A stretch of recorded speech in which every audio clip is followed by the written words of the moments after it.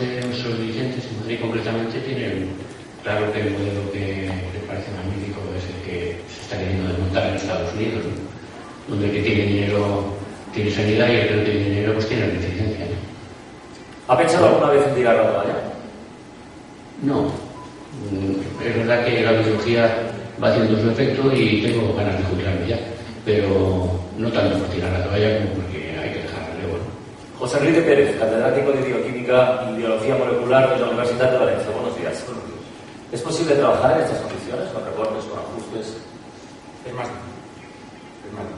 De todas formas, en la universidad, como hacemos docencia e investigación, pues si nos quitan dinero para investigar, pues daremos clases.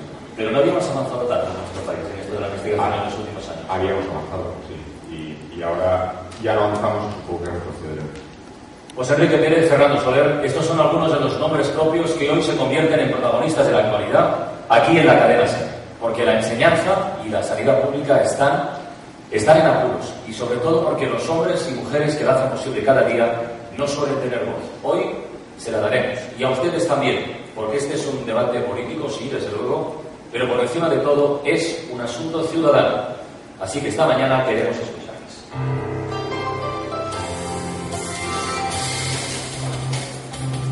Hoy por hoy, Carlos Francino, Cadena SER. Buenos días, les hablamos desde la Universidad de Valencia. Estamos en la Facultad de Filología, Traducción y Comunicación. Estamos en una universidad con 60.000 alumnos y que desde hace 3 años viene sufriendo severos recortes. Además, la Generalitat debe casi 180 millones de euros, así que trabajar en estas condiciones, no digamos investigar, como decía nuestro invitado, pues resulta francamente difícil. Acabamos de iniciar una programación especial que pretende recorrer España, saber cómo viven los profesionales de la sanidad y la enseñanza pública, tomarles el pulso, conocer sus inquietudes, sus reivindicaciones y también sus frustraciones, porque hay muchas, como la de alguien que con 26 años y habiendo aprobado oposiciones en 4 comunidades distintas, aún no ha encontrado trabajo. Se llama David. Me he presentado en Castilla-La Mancha 2 veces, me bajé a Andalucía y subí también a Castilla y León.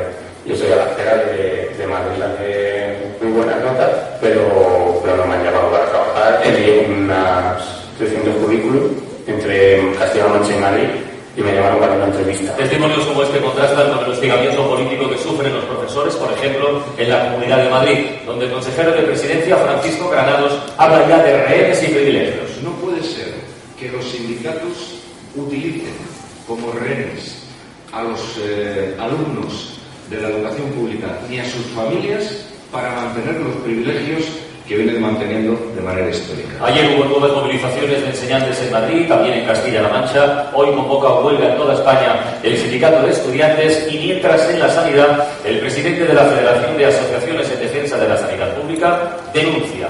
Se llama Mariano Sánchez Valle. Los centros privados y semiprivados han tenido un incremento pues, de alrededor del 30% y los centros hospitalarios públicos han tenido una disminución del 9%. Hasta ahora la rebaja más importante y más clara del presupuesto ha sido la de la Comunidad de Cataluña, ¿no? Previsiblemente porque ellos no se juegan mucho en las próximas elecciones generales, ¿no?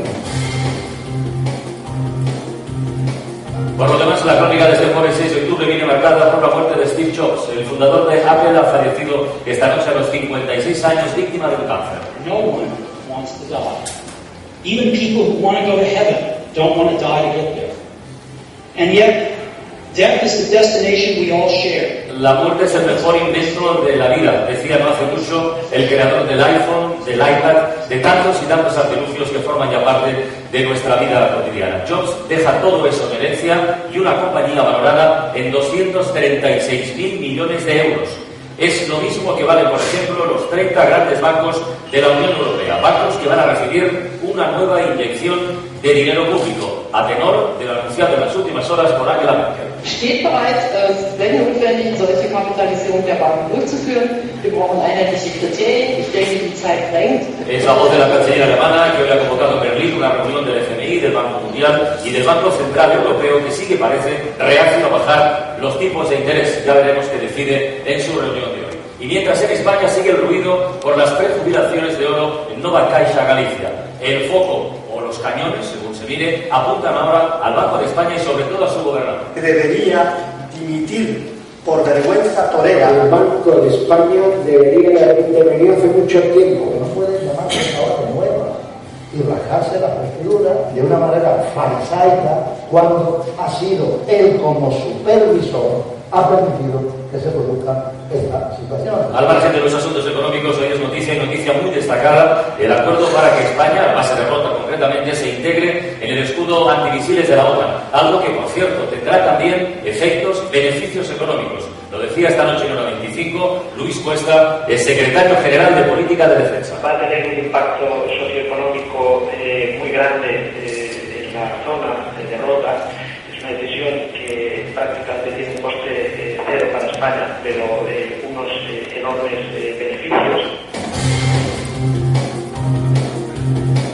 Más noticias que ahora repasamos con Ana Guantes. Se hunde un pesquero en Coruña. Un joven iba a bordo desaparecido tras la colisión con un mercante. Un equipo de buzos va a bajar esta mañana a 20 metros de profundidad para tratar de localizar. El salvamento marítimo apunta a un posible despiste de los marineros como causa del accidente. 4 muertos en accidente laboral en Burgos. La Guardia Civil investiga qué pudo provocar el suceso, que deja 4 fallecidos y 2 heridos graves tras ser sepultados por una cuba de hormigón. Golpe a la mafia china en Barcelona. Los Mossos han desarticulado una red que prostituía a más de un centenar de mujeres en la capital catalana. A las víctimas se las obligaba a mantener relaciones sexuales sin preservativo, se las drogaba para que rindiesen más y a consumir sustancias abortivas. Ahí muy cerca de Barcelona, por cierto, en Sitges, hoy comienza el Festival de Cine de Terror. Y también hoy se falla el Premio Nobel de Literatura. El japonés y éxito de ventas mundial Murakami encabeza las quinielas junto a varios poetas como el sirio Adonis o el sueco Thomas Tranströmer, pero en esa lista, y con opciones también, está el estadounidense Bob Dylan.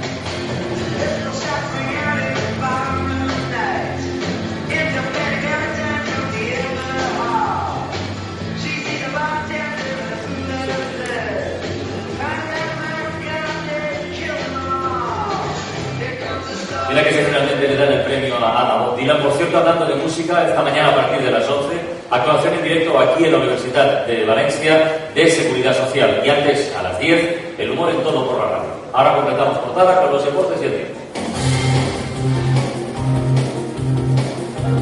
Sonia Luz, buenos días. Hola, buenos días. Hay un cabreo notable en Valencia con la designación de Sevilla como sede de la final de la Copa Davis. Sí, están bastante enfadados con esa designación de la Cartuja como sede de la final de la Copa Davis de tenis entre España y Argentina del 2 al 4 de diciembre. Vamos a escuchar a José Miguel Cervera, que es el presidente de la Federación Valenciana de Tenis, anunciando un cabreo y también que quieren recurrir a esa decisión.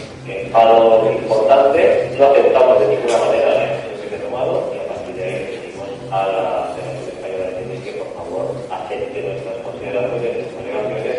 Mientras la selección española de fútbol vuela a Praga dentro de 2 horas para disputar mañana el penúltimo partido de clasificación hacia la Eurocopa. No viaja Álvaro Negredo, que ayer abandonó la concentración por riesgo de lesión. Y la otra gran noticia son las sanciones de competición tras lo sucedido en la Supercopa. 2 partidos a Mourinho por meter el dedo en el ojo a Tito Vilanova y un partido para el ayudante de Guardiola. Los dos cumplirán esa sanción en partidos solo de Supercopa.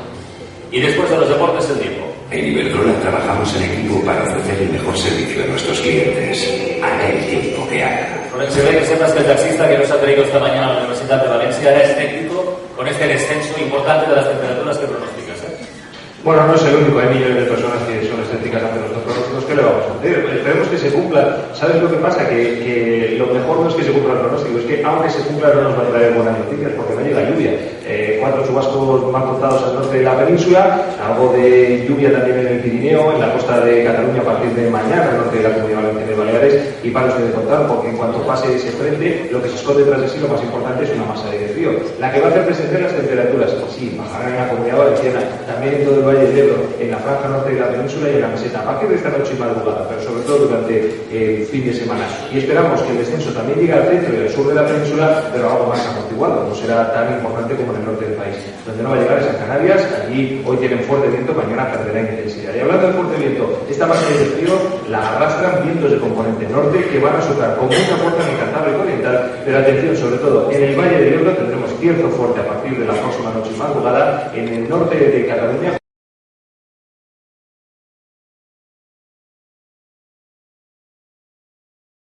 Producía un incendio que pudo ser controlado con horas, comenzaba por causas que se desconocen, que una superficie de matorral y de agua volado todavía por determinar. También importado por la Mediterránea. El día de hoy estamos reconocemos el equipo de la Comisión Europea, sin problema central o por la SEMA. Y de momento, si nos atenemos a las fuentes consultadas por la SER, vamos a despedir a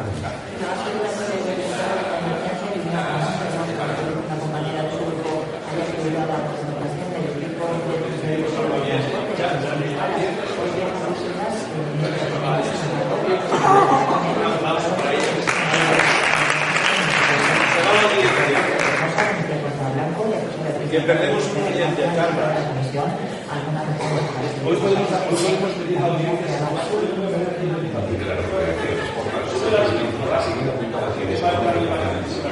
sí estamos convencidos de que esa regla de ser apostar por el poder de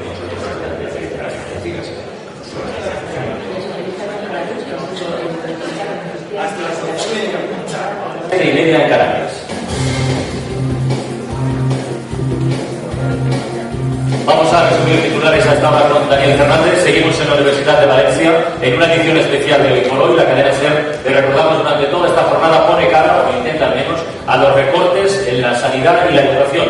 Y lo hacemos en un día en que las protestas continúan. Continúan, por ejemplo, en Cataluña, donde están convocados miles de personas, personal sanitario, para protestar contra los recortes, y también tiene previsto salir a la calle Daniel Fernández los alumnos de secundaria. Sí, están llamados a la huelga en toda España y habrá manifestaciones en una treintena de ciudades. Los sindicatos, además, celebran con reivindicaciones el Día Mundial por un Trabajo Decente. Feliz coincidencia. Más noticias. El Banco Central Europeo decide esta mañana si baja o no los tipos de interés. Última reunión que preside Jean-Claude Trichet, tras la que va a participar en una cumbre con Merkel y con los responsables del FMI y el Banco Mundial. Siguen las condolencias por la muerte del fundador de Apple. Steve Jobs tenía 56 años. Desde 2003 padeció un cáncer de páncreas y ha fallecido en la última madrugada. Barack Obama ha asegurado que el mundo ha perdido a un visionario. Más violencia en Yemen. Al menos 8 personas, entre ellas 2 niños, han muerto en las últimas horas en los enfrentamientos entre las fuerzas de seguridad y los jóvenes manifestantes. Aznar inaugura hoy en Málaga la convención del Partido Popular. Y lo hace después de que el Comité Electoral Nacional haya aprobado el nombramiento de los 52 cabezas de lista. Hay 25 caras nuevas y solo 15 mujeres. El portavoz del gobierno, José Blanco, se querella por un delito de calumnias contra el empresario que le acusa de recibir comisiones a cambio de hacer gestiones para favorecer a su empresa. Blanco insiste en que todo es mentira. Y el último titular, como siempre, para la música.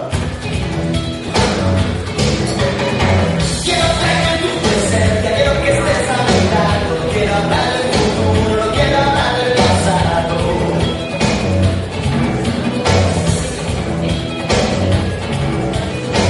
No quiero hablar de esos niños que están tan desamparados, no quiero hablar de la guerra, no quiero hablar del barato.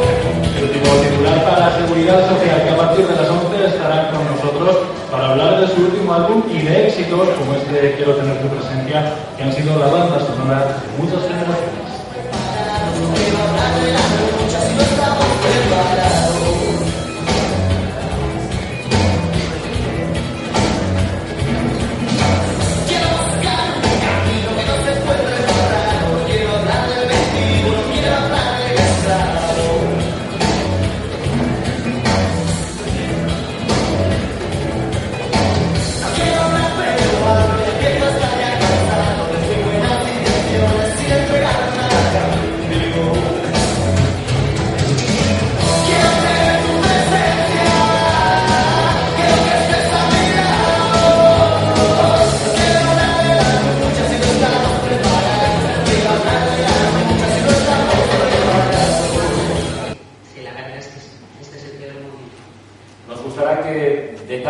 La realidad y el día a día en su centro, porque además es un instituto con un 25% de población inmigrante, con toda la problemática que eso lógicamente lleva aparejado. Pero antes de entrar en detalle, me gustaría también que nuestras dos contertulias de hoy enfocaran un poco desde sus perspectivas como periodista y como profesora el asunto, el problema que hoy estamos abordando.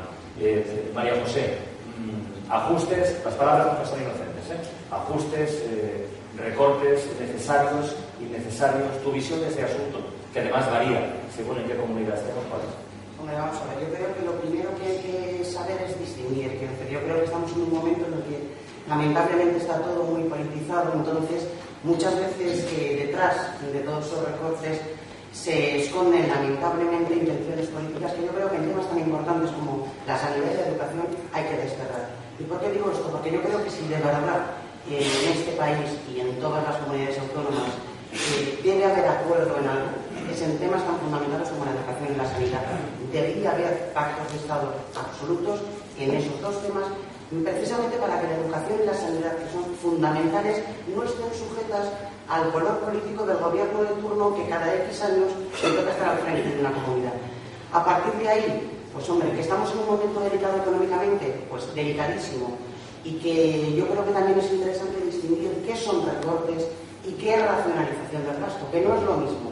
Y tendemos muchas veces a confundir a la opinión pública, insisto, intencionadamente, políticamente, con unos objetivos y con unos fines que yo creo que no nos convienen además en absoluto en un momento en el que tantísimas familias lo están pasando tan mal.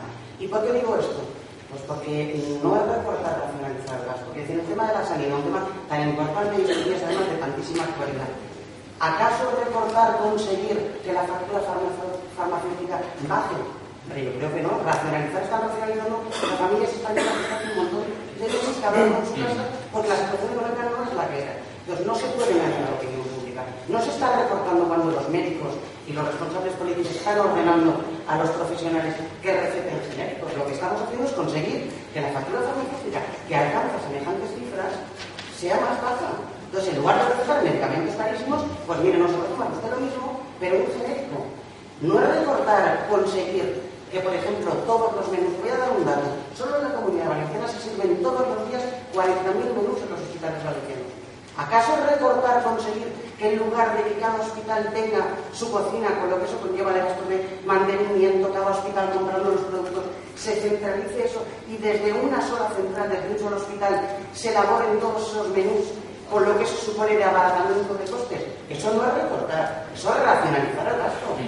Doctor Soler, ¿está de acuerdo en diferenciar estos dos asuntos? Lo que es la eficiencia del recorte. Sí, por supuesto, son dos conceptos diferentes, ¿no?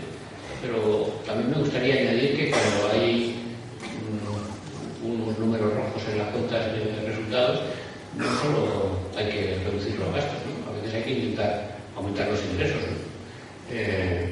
A veces se están produciendo desvíos de dinero desde la sanidad pública hasta la sanidad privada, se está sometiendo a restricciones en la sanidad pública, lo decía antes Mariano Sánchez Valle, ¿no? Y están aumentando los presupuestos para la privada, ¿no? Yo no sé si eso es racionalizar o eso es expropiar, ¿no? Expropiar lo público hacia lo privado. ¿Qué hace usted, por ejemplo, qué hacen ustedes en el hospital Severo Ochoa a nivel organizativo para optimizar el tiempo de los recursos? Tenemos serios problemas para optimizar. La realidad es que la situación de mi hospital es bastante complicada, lo ha sido siempre, ¿no? Es un hospital con muy pocos recursos siempre, ¿no? Le diré que en los últimos 10 años el número de médicos que trabajamos en el servicio de aparato digestivo ha aumentado de 7 a 9, cuando ha aumentado, pero exponencialmente, las necesidades, ¿no?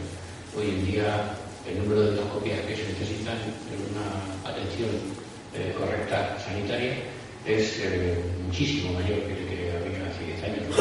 Hoy en día se hace depistaje de cáncer de colon y eso supone un número de colonoscopias en población mayor de 50 años enorme, ¿no? En nuestro hospital no se racionaliza ni siquiera que las listas de espera de colonoscopia sean diferentes para los que están, por si acaso. Me gustaría que el doctor Soler ha entrado en el terreno de los números, que a menudo nos ayudan a entender con mucha más precisión la realidad de lo que estamos contando. Que Azucena Ibáñez, como directora del instituto en Palma de Mallorca, nos contara, por ejemplo, a ver, en su día a día, Azucena, ¿cuántas horas trabaja, por ejemplo? Bien, yo tengo la dedicación como directora y entonces suelo llegar al instituto sobre las 8 menos 10 de la mañana y me voy sobre las 3 de la tarde. ¿Y ahí termina su jornada laboral? No. Ya, por eso te lo pregunto. En mi caso, pues bueno, por las tardes pues puedo asistir a reuniones, como también doy clase, pues me toca preparar mi asignatura con los alumnos, preparar material y eso pues ya lo hago en casa por las tardes también, claro. ¿Cuántos alumnos tienen por clase? Una media de 25. Tenemos algún grupo más numeroso este curso, pero bueno, la media está en torno a 25. ¿Y cómo se trabaja en un centro donde la proporción de alumnos inmigrantes de origen foráneo es de un caso, el 25% o sin casa? Bueno, pues poniéndole muchas ganas por parte de todos, coordinando muchísimo el trabajo, los apoyos dentro del aula, fuera del aula y buscando mucho material para atender a estos alumnos porque muchos de ellos no pueden seguir los libros de forma, digamos, normal y bueno, ese es nuestro trabajo, preparar muchísimo lo que vamos a trabajar dentro del aula. ¿Han notado en qué manera los recortes, Azucena? Bueno, ya los notamos a principio de año, en enero, cuando nos llegó la información sobre el presupuesto anual. Y ahí notamos un recorte considerable. Nuestra sorpresa fue cuando la partida correspondiente al mes de abril pues no llegó. Y bueno, y ahora han empezado a llegarnos algunos ingresos en pequeñas partidas y con eso pues vamos subsistiendo. Y ese fue el primer recorte. No hemos notado un recorte en personal docente, eso sí, lo tengo que decir. Contamos con toda la plantilla al completo. Y sí que también tuvimos que padecer en su momento pues la retirada del guarda jurado que teníamos en el centro y también tuvimos la sorpresa en septiembre que no se incorporaba la trabajadora social, que era una persona pues, que nos ayudaba muchísimo en las tareas de control de absentismo en el centro, de contacto con las familias, de mediadora en algunos conflictos y bueno, esta profesional pues desde el 1 de septiembre lo contamos con ella. María Lombrea, antes comentaba María José la necesidad, indiscutible, creo que ahí todos estaríamos de acuerdo, de que en 2, 3, 4 asuntos centrales de la vida ciudadana pudieran establecerse pactos de Estado o consensos que se parezcan a ese modelo, ¿no? Bueno, esta legislatura se ha intentado y sin embargo no se consiguió. A mí la palabra pacto de Estado me gusta, pero a la vez me pone en alerta máxima. Primero porque a veces quien lo reclama es quien no ha sido capaz de sentarse a esa mesa y de discutir el proyecto de pacto de Estado que se planteó en materia de educación, por ejemplo, durante esta legislatura. Y la palabra pacto yo creo que también empieza a estar desgastada en este país. Y otra cuestión, ojo con los pactos de Estado también, porque detrás de políticas como el ámbito de la educación y la sanidad, la ideología no es neutra. Y en ocasiones, cuando se habla de pacto de Estado, ¿de qué estamos hablando? No es lo mismo apoyar sin fisuras la escuela pública, la enseñanza pública o la sanidad pública, o estar empezando a cuestionar si la gestión de los hospitales públicos no estaría mejor y más eficientemente llevada si se entregara a manos privadas. Y eso hay un modelo ideológico detrás que lo apoya. O en lugar de defender la escuela pública, insisto, sin matices, sin peros, sin conques, se opta también por un apoyo más indiscutible a la escuela privada o a la escuela concertada. Este sería el momento, la pregunta va para las dos, este sería el momento para abrir el debate sobre la escuela concertada. Quiero decir, hay recortes, en fin, como le queramos llamar, hay menos dinero disponible, una parte de ese dinero, el que se le trae a la educación pública, sigue canalizada hacia la escuela concertada, que es un modelo y es un modelo que ha funcionado. Es momento de replantearse la expresión.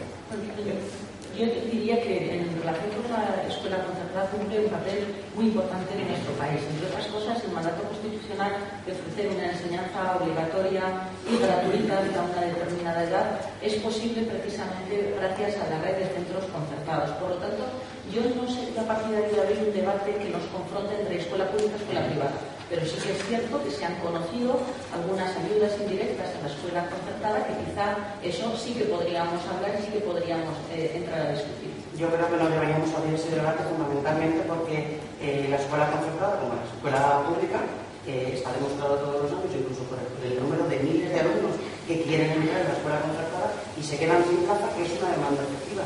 Es decir, yo creo que es el padre que tiene el derecho absoluto de elegir qué educación quiere para sus hijos. Y tiene tantísimo derecho a elegir una escuela pública como una escuela concertada. Entonces yo creo que abrir ese debate en absoluto, porque yo creo que además la grandeza de la educación es precisamente eso, que uno pueda elegir el tipo de centro que lleva a su hijo. María José, en ningún país democrático existen los derechos absolutos, y menos cuando estamos hablando de derechos cuya prestación es gratuita y en un determinado momento obligatoria. Los padres no tienen derecho absoluto a elegir centro de educación en un determinado momento. Bueno, ¿ves cómo no es inocente la ideología desde la que nos aportamos, desde la que nos acercamos al ámbito de la educación? El mandato constitucional señala claramente que todo el mundo tiene derecho a que su hijo se encuentre en un centro y tenga una enseñanza obligatoria y gratuita. Cosa que en este país, quiero decir, no hay ningún problema con ese asunto porque todo el mundo tiene derecho a la educación y todo el mundo de hecho está escolarizado. A partir de ahí yo creo que si alguien tiene derecho más que nadie a elegir qué educación quiere para su hijo son los padres. La elección absoluta lo que implica es tu obligación de pagártela. Si quieres elegir, paga. Pero si no, el Estado te ofrece una red para poder... El Estado te ofrece una red para que tú puedas necesitas acudir a esa red y efectivamente, porque el Estado te la ofrece, es gratuita. Si tú la quieres pagar, la pagas. Efectivamente, la escuela concertada cuesta un dinero. Pero no puedes elegir el colegio. No puedes elegir el colegio. Claro, esa es la pena. Quiero decir que tú no puedas elegir el colegio donde quieres que tu hijo estudie. Y en el caso de la universidad, José Enrique Pérez, ¿hacia qué modelo nos encaminamos? Realmente no lo sé, pero la universidad tiene un tercer componente, aparte de la...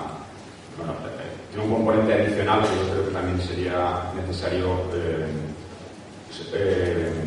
hacer un acuerdo o un pacto, como queramos llamar, que es el componente de la investigación, que me parece que además es mucho más sencillo hacer un pacto de este tema, porque a diferencia de la educación o la sanidad, probablemente es más aséptico desde el punto de vista político.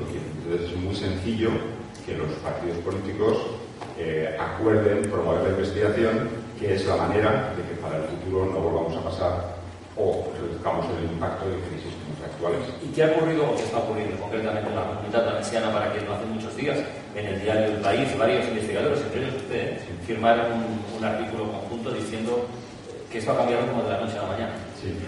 Bueno, ha habido una parada, digamos, de la investigación en cuanto a las subvenciones a los proyectos, pero en el caso concreto de la Comunidad Valenciana, lo que ha ocurrido es que un centro de investigación en principio de excelencia, que era, digamos, la niña bonita de la investigación aquí, pues de repente ha dejado de serlo, porque ha cambiado, digamos, la prioridad de los políticos, y entonces se ha producido un recorte tan drástico que se han saltado digamos, las líneas rojas, como por ejemplo pues, interrumpir la tesis de los becarios. Esto no había pasado. No había pasado nunca en los becarios, una cosa así. Se está refiriendo, para lo que está refiriendo, intuyo al centro principal. Sí. Lo que pasa es que, fíjate, yo te quería preguntar sobre ese asunto. Desde luego que es lamentable que se recorten las ayudas para la investigación. La investigación, como la sanidad, como la educación, es importantísimo. Pero yo también he oído, coincidiendo con esa supresión de esas subvenciones, pues justificaciones como que a partir de ahora se daría ayuda solo para aquellos proyectos que repercutiesen en beneficio de la sociedad. Y claro, uno se pregunta, bueno, vamos a ver, ¿se estaban subvencionando antes proyectos o trabajos que no repercutían en beneficio de la sociedad? Lo digo porque quizá hemos estado durante un tiempo viviendo en un país de las maravillas, que claro que la situación económica nos ha obligado a aterrizar. No, yo creo que no. Yo creo que antes se subvencionaban proyectos que repercuten en beneficio de la sociedad y que habrá que buscar alguna excusa para la investigación. Mire, yo creo que la universidad española es una universidad, la pública y obviamente la privada también, ¿no? Pero que por eso juegan digamos, en otro campo. Pero la investigación de la universidad pública española es magnífica en términos comparativos con el resto del mundo.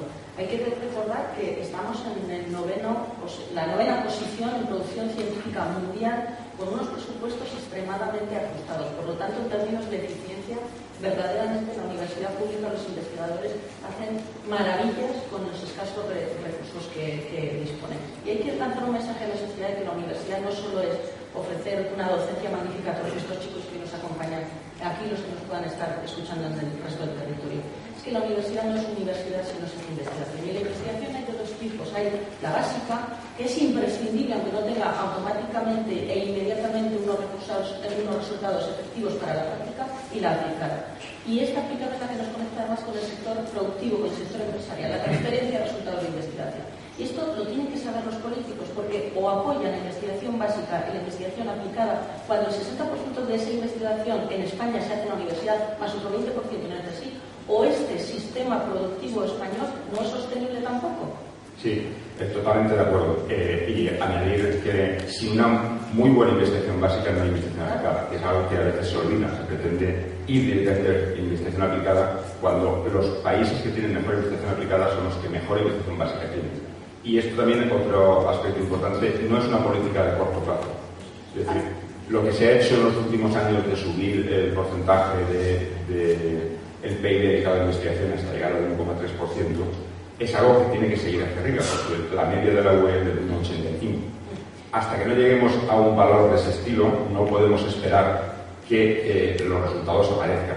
Es algo que hay que hacer a medio plazo, porque no podemos, cada gobierno que dura, o cada legislatura, 4 años, pensar que en esa legislatura se van a obtener. A mí me gustaría ahora, precisamente lo digo, porque muchas veces, fíjate, hablamos solamente de los recortes, de si más dinero, menos dinero, líneas de investigación que se sostienen, y muchas veces nos olvidamos olvidamos de las personas que hay detrás de todo ese trabajo. Y a mí ahora me gustaría recordar el ejemplo que acaba de dar una investigadora valenciana que ha sido premiada con una subvención, con una beca, y lo ha repartido entre sus compañeros de investigación. Más que nada porque muchas veces hablamos de todo esto y nos olvidamos de la gente que le pone al trabajo y le pone a los proyectos mucho más de lo que le toca, y muchas veces lamentablemente caen en el anonimato. Si son noticias el día que se produce y nunca más. A mí me gustaría en estos momentos. Sí, pero María José, por supuesto, y además este programa lo tuvimos allá el mes pasado. Lo contó como si tal cosa, como si fuera más normal del mundo donar 25.000 euros un premio a que cobren becarios. Bueno, porque eso pasa mucho en la Universidad Española, es decir, en ocasiones hay premios que en el fondo cubren lo que es un proyecto de investigación, y ese dinero, por supuesto, que se reparte o se comparte, mejor dicho, con todo el proyecto, con todas las personas que forman parte de ese proyecto y que hacen efectivo al final que te otorguen o no te otorguen ese premio. Pero lo que no deberíamos olvidar una cuestión, es que, ojo, que la política de investigación es una política estatal, que no podemos estar pensando en la buena voluntad. María José, permitidme que antes de despedir a nuestros invitados de este tramo horario, a partir de las 9 vendrán más y empezaremos a escuchar oyentes. Me gustaría hacerles una pregunta muy sencilla a los tres. Azucena Ibáñez, por ejemplo, ¿por qué es profesora? En mi caso puedo decir que es vocacional. Ayer por la noche en un informativo oí como el señor Granados, de la Comunidad de Madrid, decía que éramos unos privilegiados. Me llamó la atención y pensé, ¿soy una privilegiada? Pues sí, porque trabajo desde hace 31 años en algo que me gusta. Y creo que junto a mis compañeros estamos haciendo un trabajo buenísimo en un barrio complicado, difícil. Y que estamos haciendo todo lo posible para que estos alumnos que este año no han podido comprar libros, por ejemplo, tengan material, que podamos seguir con nuestra tarea diaria. Sí, soy una privilegiada por poder hacer ese trabajo, pero yo no sé si el señor Granado se refería a ese tipo de privilegio. Me gustaría. Se lo podremos preguntar a la comunidad. Y Fernando Soler, ¿por qué lleva 36 años trabajando en la sanidad pública? Porque creo que el derecho a la protección de la salud es un derecho fundamental y que debe estar protegido por el Estado, y que, aun no teniendo nada filosóficamente contra la medicina privada, me parece que es un tipo de relación médico-paciente diferente. No me siento cómodo en ella, no me sentiría cómodo en ella. ¿Y José Enrique Pérez, la investigación es algo vocacional también? Absolutamente. Si uno no se emociona cuando descubre cosas, es imposible que se pase semanas y semanas resolviendo problemas que surgen, y es algo completamente vocacional, como decía mi compañera. Lo que habría que añadir es que el que nos guste trabajar en esto no significa que se tengan que aprovechar de nosotros, sino que deberían tener en cuenta que tienen gente vocacional y que por lo tanto puede dar muy buen rendimiento, y entonces no estropearles esa vocación. Emoción, vocación, pasión, sentimiento. Empezaremos a escribir un diccionario con los conceptos que vayan saliendo en este programa especial. Despedimos en este momento a José Enrique Pérez, a Azucena Ibáñez, a Fernando Soler. Muchísimas gracias a los tres. Se quedan con nosotros nuestras tertulias, Mariano Orrega y María José Grimando, y a las 9 actualizamos noticias. Hay cosas. ¿Qué es lo que tienes que hacer? Pues llamar al 901 10 20 25, 901 10 20 25. Entra aquí en fnc.es o acércate a tu oficina. Bien, de ese banco que hace eres fácil.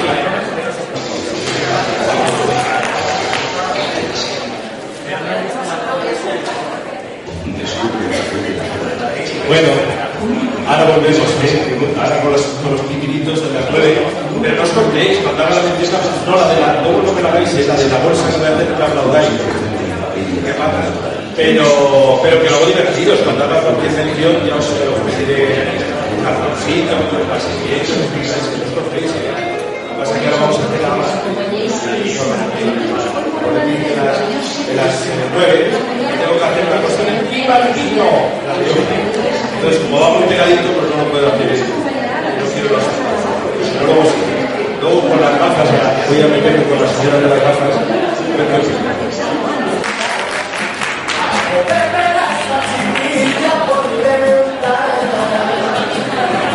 Porque yo llevo sufriendo y que la quiero con toda el alma. Y ahora sigo en mi pensamiento de madrugada. Tengo una cosa que me abre dentro, que no me deja pensar en nada. Ay, que no será de esa chiquita.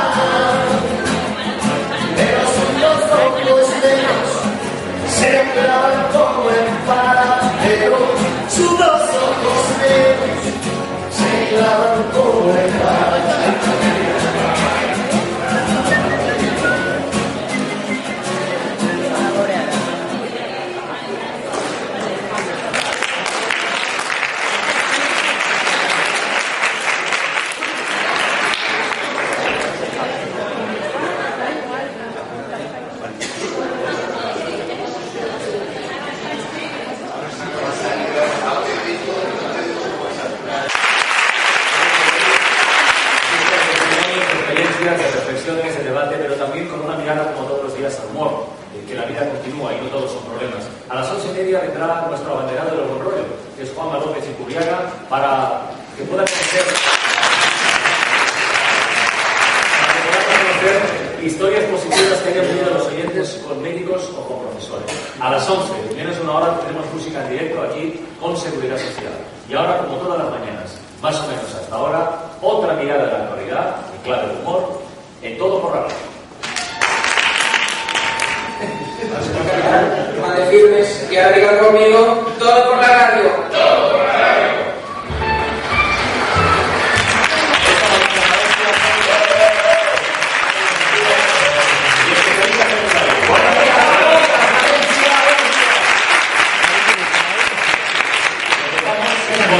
Con las tuiterías de Twitter.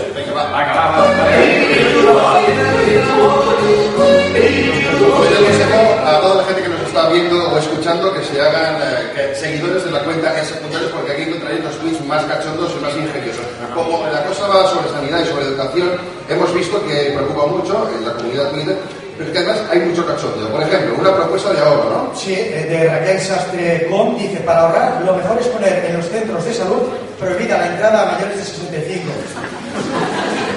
Y esto es de educación, nos explica sus malas notas de especialista. Dice: siempre que mis padres me decían estudia, yo entendía estudia y salía de copa. Otro tuit de médicos de Kim Pelucita. Dice: últimamente veo elefantes rosas por todas partes. ¿Viste ya un psicólogo? No, de momento solo elefantes rosas. Una advertencia de Chinaski dice: noches de desenfreno, mañanas de ibuprofeno. Esto te las saltas a mí. Pues igual, acabamos con la propuesta de El Barón Rojo. Dice: si suben impuestos de alcohol y tabaco para pagar sanidad, también pueden subir los de las televisiones para pagar educación. Ese está aquí.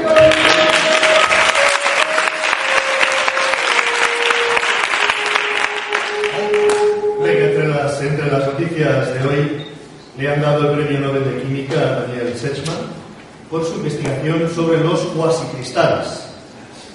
Hoy todo el mundo bromea sobre las cuasiventanas, pero lo cierto es que se trata de una investigación seria de casi 30 años por la que recibirá 1 millón de euros, aproximadamente lo que gana Belén Esteban en 2 tardes. El químico no se puede quejar, él escogió químico. Y ha pasado 30 años investigando, no es una casualidad. Su madre hoy le estará diciendo: químico, químico. Ahí la tienes, la química, aprende de Belén Esteban. Sobre todo, hoy que estamos en una universidad, pensando bien, hay muchas salidas profesionales. El directivo de Caja de Ahorros, por ejemplo. 23 millones de euros en indemnizaciones para 3 directivos de Nova Caixa Galicia, que también es un problema gastarse tanto dinero. Si coges 1.000 euros al mes, son 12.000 euros al año. A los 10 años has gastado 120.000. En 100 años, 1,5 millones de euros. Tienes que ser mileurista durante más de 2.000 años. 2.000 años. Conoces a todos los papas desde Jesucristo. 23 millones de euros a 600 euros. Puedes meterle el dedo en el ojo a Tito Vilanova. 333 euros.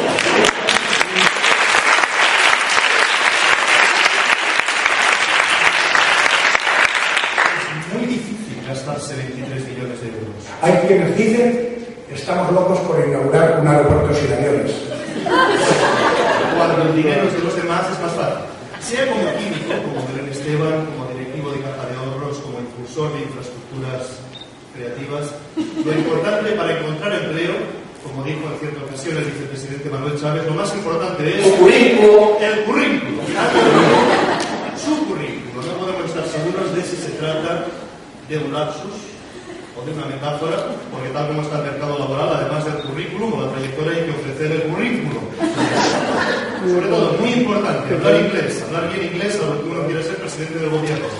No es tan importante dominar el idioma para tener desparpajo. Haya Emilio Botín, Chairman o Banco Santander.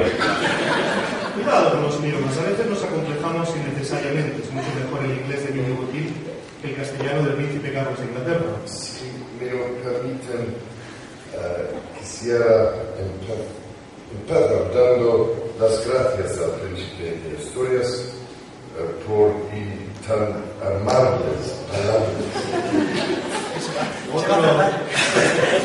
Otro europeo, el presidente de la Comisión, Van Rompuy, también tiene en su haber esa curiosa demostración de castellano. Has cogido el toro por las guamos. Por las guamos. Tras aquellas palabras, mucha gente quedó sorprendida, pero quien quedó de veras preocupado fue el toro. El toro aquel día volvió a casa quieto, le comentó a la familia: hoy me ha pasado una cosa rarísima. Me iban a coger por los cuernos y de repente el torero me ha hecho un extraño. ¿Y por dónde te ha cogido?, le preguntó su mujer. Y el toro respondió: todavía no lo sé. Por las guamos. En España sí hace falta saber inglés para ser expresidente de gobierno. José María Aznar pasó de su legendario ¿Estamos trabajando? a expresarse en inglés por todo el mundo, aunque solo habla en 2 notas. President Obama has put in motion forces that if check. Es el inglés en 2 notas del profesor Arsa. Mariano Rajoy está estudiando inglés ahora, pero es porque tiene tan clara la victoria que ya está preparando para ser expresidente. En realidad, Mariano Rajoy es expresidente desde que nació. Como en el chiste de Miguel Fila, a su mamá le dijeron: señora, ha tenido usted un expresidente. ¡Viva el vino!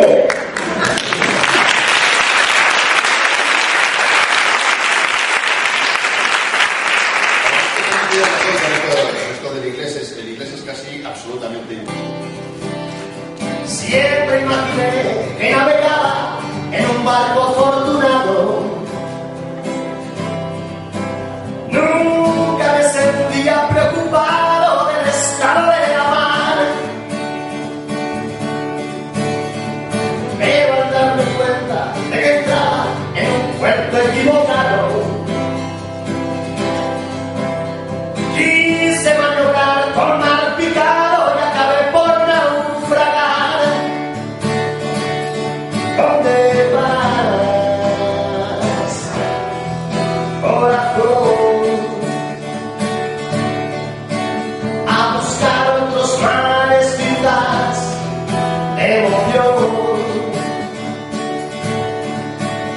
Me ha costado muy caro el error de no saber estar alerta.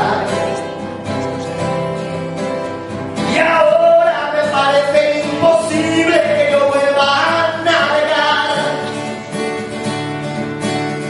Yo que ayer solía respirar tranquilamente en la cubierta, hoy me siento ahogado, sumergido en la triste soledad. ¿Dónde vas, corazón? A buscar otros mares quizás de emoción. ¿Cómo estás? Sin timón. Si aún te oigo latir, existe una salvación. Existe una intromisión excesiva del Estado en la educación. Es decir, existe demasiada educación pública. Y si vemos lo que ha pasado en Madrid, por poner un ejemplo, antes la relación entre escuela pública y escuela concertada era de 70% frente a 30%. Ahora hay más escuela concertada que escuela pública. Hay 1.500 centros concertados, más de 1.500 centros públicos, más de 1.600 centros concertados. Y se ha invertido completamente. Y es una tendencia que está creciendo. En Valencia, por otra parte, sucede lo mismo. Se está en 50-50. Cuando en el resto de España se sigue manteniendo una relación más o menos de 70-30. Es decir, es toda una política, se está siguiendo una política de socavar las bases de la escuela pública. Y la escuela pública es el fundamento de la nación, es el fundamento de un país democrático. Claro, porque además hemos comprobado con ruido e incluso con independencia del color político, porque está el caso de Castilla y León. Sí, así es. No se recortan plantillas de docentes, en Andalucía no solo no se recortan, sino que se incrementan. Pues estamos hablando de unos tiros de voluntad política, de opción y de ideas. Enrique es el capo. Tú a José María Navarro te tienes que tratar de profesor, ¿no? Yo no. ¿Qué amigo? Somos compañeros de departamento, estamos del mismo departamento, Sociología 1 de la Universidad Complutense. Bueno, José María estaba en las teorías de militar. Y se somos compañeros. Sí, yo quería unirme al lamento de José Mari en otro tono, porque él, como padre de la criatura, es decir, de la enseñanza pública española, ya moderna, contemporánea, pues existe mucho más dolido de que se esté aprovechando el estado de excepción que supone una crisis económica como lo que padecemos para imprimir un cambio en el modelo educativo español. No solo el modelo educativo, también el sanitario. Y efectivamente esta inversión en relaciones entre la escuela pública y la escuela privada no solo implica que vamos a hacer un modelo que parece que va a ser mucho más injusto y mucho más desigual, sino que además se va a abrir o a profundizar todavía más el abismo, la fisura que se abre entre las dos redes. Y es una fisura además de clase, porque resulta que las clases medias están huyendo de una enseñanza pública hacia la que cada vez hay menos fondos, menos financiación, y en cambio se refugian, mandan a sus hijos hacia la escuela concertada, donde la base está financiada también con fondos públicos, pero que es una enseñanza privada y sobre todo clasista. Y yo creo que el que se esté reduciendo la igualdad de oportunidades y que vayamos a un mundo en España donde las clases más desfavorecidas y los inmigrantes estudian en la escuela pública y sin embargo las clases medias españolas vayan a la enseñanza concertada, financiada con fondos públicos, por cierto. He estado con burocracia, con ineficacia, con trinque, y me parece que es un camino terrible, porque legitimizas que al final abandonemos y vayamos al mundo económico. ¿Qué ha pasado? La desregulación, no, dejemos que los mercados, no, que hagan lo que quieran, que ellos mismos se regulen. ¿Dónde nos ha llevado? Pues señores, tenemos un Estado, lo que pasa es que queremos un Estado eficaz, pero el Estado en sí no es malo, con lo cual no lo desprestigiemos más. He dicho.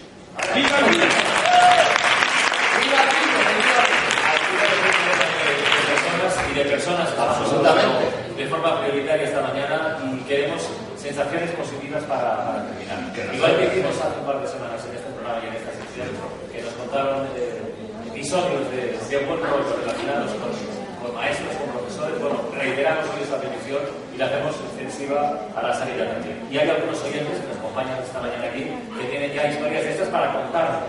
Gloria, por ejemplo. Gloria, buenos días, buen día. Hola, Gloria. A ver, ¿qué te pasó a ti? ¿Y dónde? ¿Y cómo? ¿Y por qué? Yo soy de Gaudete, un pueblo de Albacete. Sí. Y ahora tengo 19, pero cuando estaba en primero de primaria, tuve un profesor que se llamaba Cristóbal, que nos mandó que escribiéramos un libro, un cuento. Y yo, como todos mis compañeros, pues decidí hacerme caso y escribir el cuento. Y al terminarlo, él me animó a que yo lo presentara en un concurso literario. Y yo, pues lo hice. Y al cabo del tiempo, mis padres me llevaron a una obra de teatro en la que al terminar se daban los premios. Yo fui, vi la obra de teatro y mi sorpresa fue cuando me llamaron como que me habían dado el primer premio. Yo, fue una ilusión muy grande para que mis padres no me dijeron nada y luego le agradecí al profesor que me hubiera animado y al día siguiente el profesor se reunió conmigo, me regaló una caja de rotuladores que todavía tengo. Y la vez que lo veo por la calle, no sé, me transmite mucha alegría y al verlo me alegro mucho porque fue una experiencia muy bonita para mí. La persona profesora es muy santa. Qué hombre. Ahí está sí, que luego hablamos de recortes, pero hay gente que sigue allí, sí, que estás dando 19 años tienes. Bien, chicos, para todos los menores de 50 años, ¿vale? O sea, no, fuera el pesimismo, de verdad, con 19 años no podéis ser, con 20, por mucho que os digamos, no podéis ser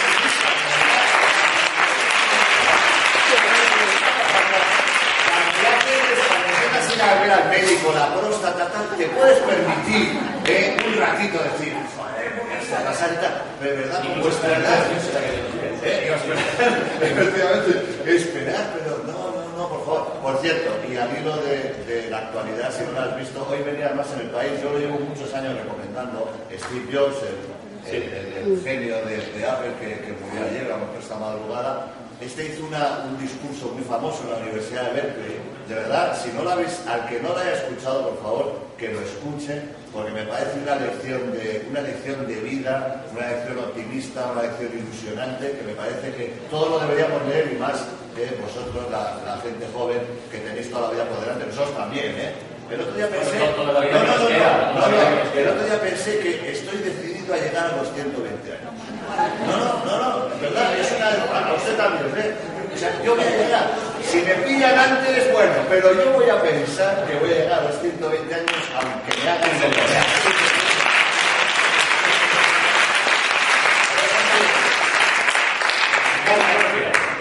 Hola, ¿qué tal? ¿Se le oye? Creo que perfectamente. Perfectamente. Pues verá, perdona que yo ya soy de Repita de Córdoba. Resulta que la universidad